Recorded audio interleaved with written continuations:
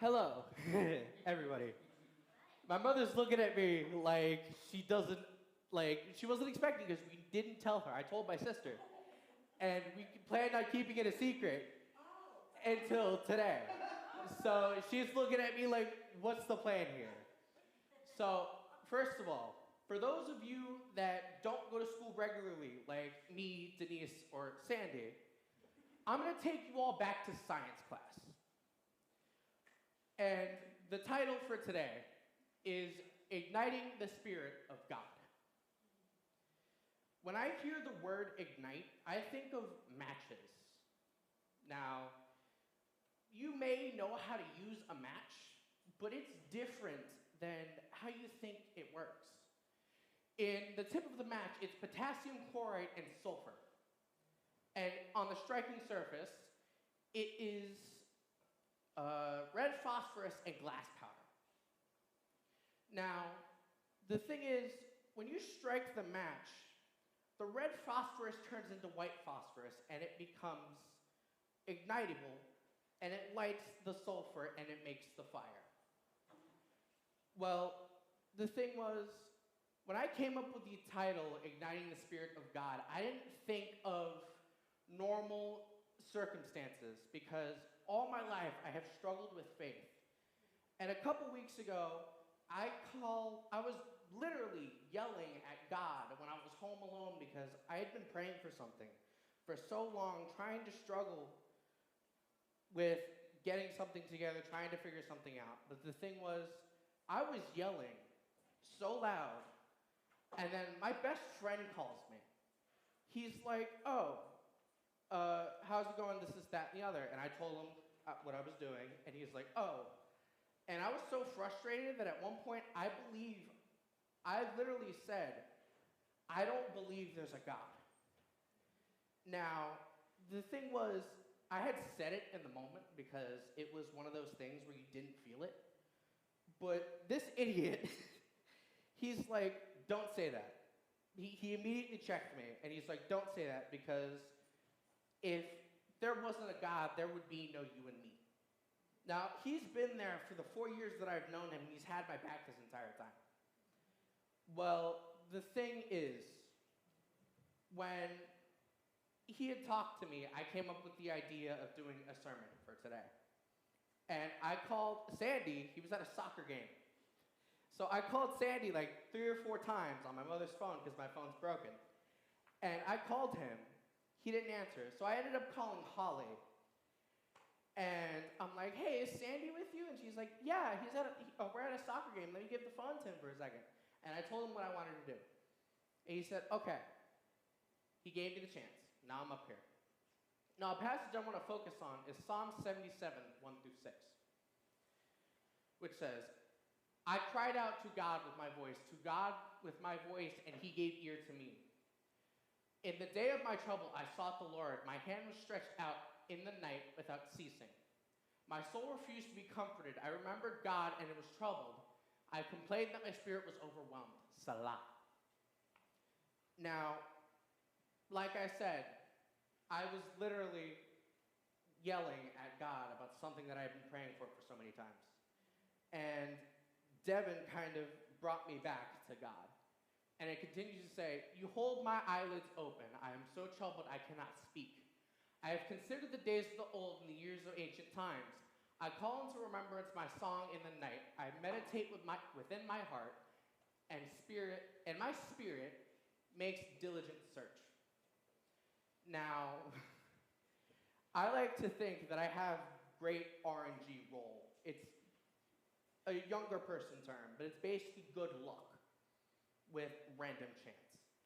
So when I was making this, I literally took a Bible and I opened it to a random page and I saw this. That passage hit so close to home in that moment that I wanted to do it based off of this passage. Now, depending on whether or not you will understand it, I don't really know, because it was something for me in the moment. But it was one of those things where you try and you struggle with it, but then you continue to work on it and it works.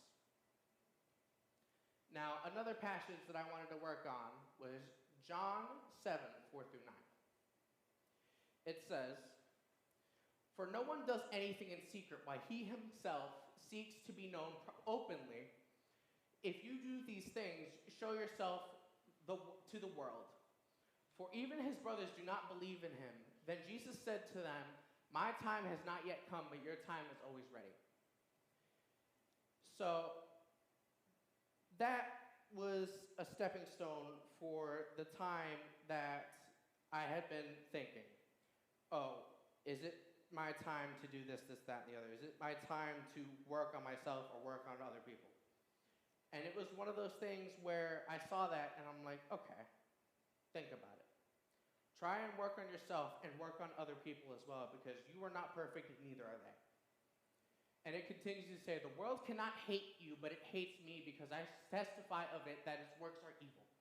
You go up onto this feast, and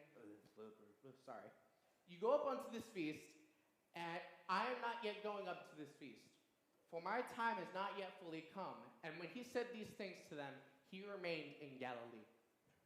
Now, correct me if I'm wrong, Sandy, but this was after Jesus multiplied the fish and the bread and gave it to his disciples.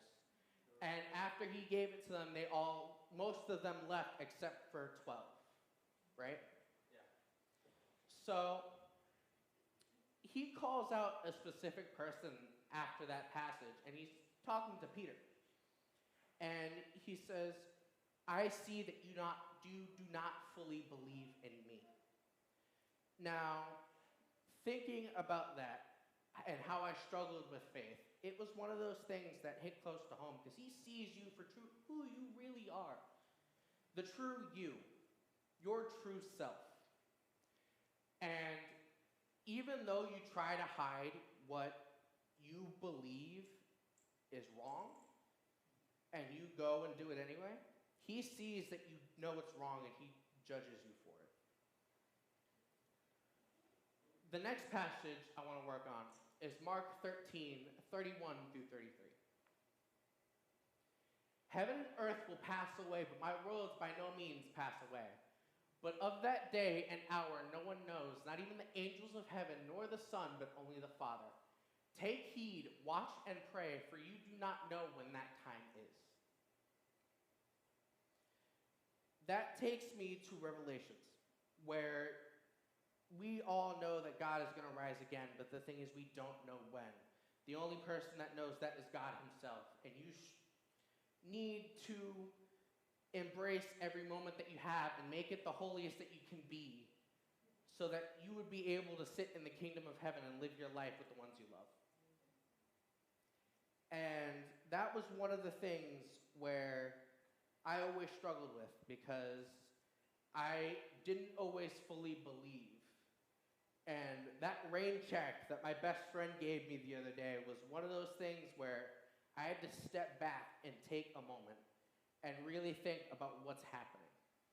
What is he doing? What is he doing for me? You all know that I sit in the booth and I work. And recently, I started singing.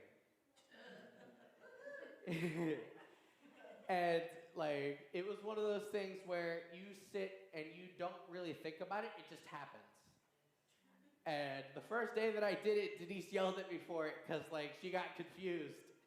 And she thought it was her father. So, and it was one of those things where I'm like, yeah, that was me. And she said it, and I'm like, ugh. And I'm sitting there, and I'm like, yeah. And then she called me out that next week. And she's like, let's do that, but for real this time. And I think that was last week that we did that. And I sung. And nobody heard it. The only one that heard it was Denise and Sandy. And my mother. And that's it.